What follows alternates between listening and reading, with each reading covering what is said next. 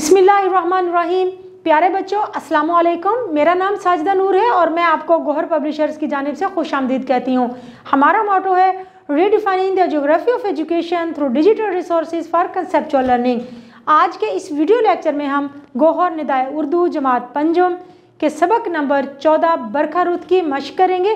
तो आइए चलते हैं अपनी मशक की जानिब। प्यारे बच्चों, सफ़ा नंबर 99 पर हमारी मशक की पहली सरगर्मी है। आओ समझें। दुरुस्त पर सही और गलत पर क्रॉस का निशान लगाना है। बरसात के बाद गर्मी का मौसम आता है। गलत। बादल गरजने का शोर आसमान तक जाता है।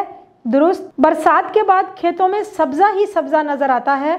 दुरुस्त। मौसम बरसात में कव्वे की आवाज दिल को अच्छी लगती है। गलत। बारिश के बाद सब लोग खुश होते हैं। दुरुस्त। प्यारे बच्चों, हमारी अगली सरगर्मी है सवालों के जवाब लिखें। पहला सवाल है, किस मौसम के बारे में ये नज़म लिखी गई है? तो जवाब है, ये नज़म बरसात के मौसम के बारे में लिखी गई है। हमारा अगला सवाल है, घंघोर घटाएं से क्या मुराद है? जवाब है, पानी से भरे हुए स्याह बादल। हमारा अगला सवाल है, बागों ने गुस्ले सेहत कैसे किया? जवाब है, बारिश के पानी ने बाग के पत्ते पत्ते के गिर्द और मिट्टी को साफ करके उसे शफाफ सब्ज रंग अता किया है।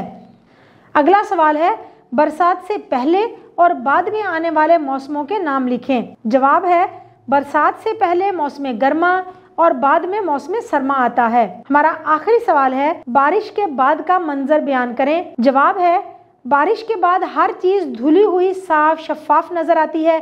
हर तरफ हरियाली ही हरियाली है और ऐसे में कोयल की आवाज बहुत भली लगती है।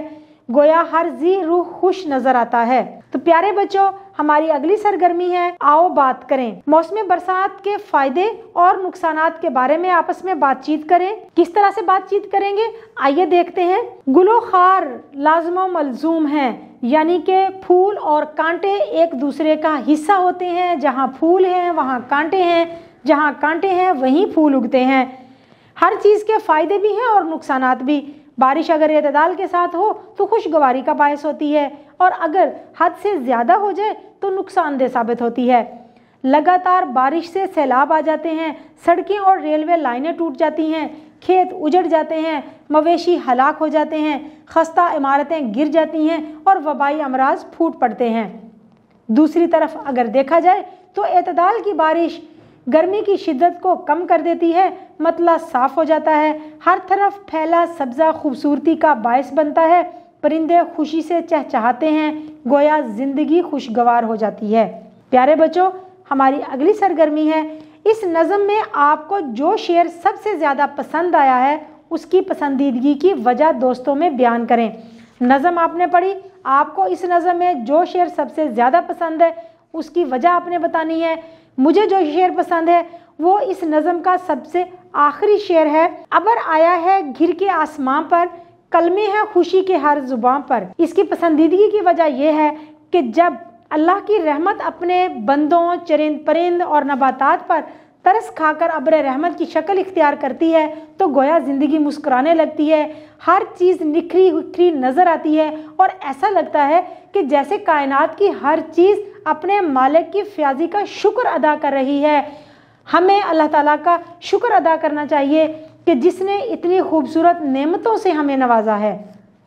प्यारे बच्चों, हमारी अगली सरगर्मी है, दी हुई नज़्म दुरुस्त तलफ़ुज़, लय और आहंग से पढ़ें और उसका मरकज़ी ख्याल बताएं। आपने इसमें से अहम नकात नोट करने हैं, समझने हैं और फिर बताना है कि इस नज़म के अहम नकात क्या हैं और वही इस नज़म का मरकज़ी ख्याल होगा। नज़म पढ़ते हैं।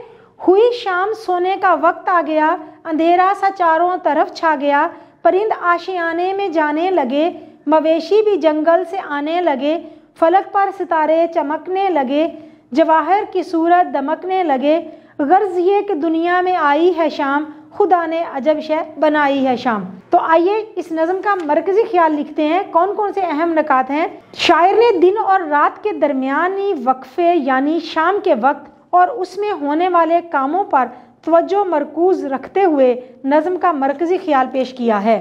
प्यारे बच्चों, उम्मीद है कि आज का वीडियो लेक्चर आपको बहुत अच्छी तरह से समझ आ गया होगा। अपनी मशक को दोबारा दोहराना मत भूलिएगा। इंशाल्लाह अगली वीडियो में अगले लेक्चर के साथ फिर मिलेंगे। अल्लाह हाफिज़।